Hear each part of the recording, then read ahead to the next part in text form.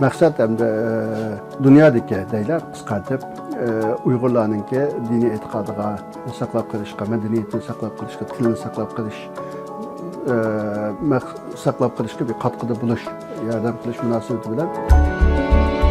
Uzun mezgil körüşenmeydiğalan bir araya toplandı. Bir yer kilidi. Bazen de özneki dertler oldu. Ulan ne deyiş üçün mü hem de şu? Bir nayet yaxşı bir yer, en yaxşı yana birisi buludan birisi. Allah ecirlerini versin, bir kutulu varsa, bir Allah, ağın Allah asallıkını versin, aşı götürüp ata inşallah. Bu açımızga okşaş nurgulluğun ailelikler var. Bu aileler bana telefon kılıdı ve uçur yazıdı. Balalarga yoki yakın yoruklarga yardım kılışımızı arzu kılıdı. Bizim kolumuzda kelişçe muşun okşaş vakaliklerge yardım kılımız.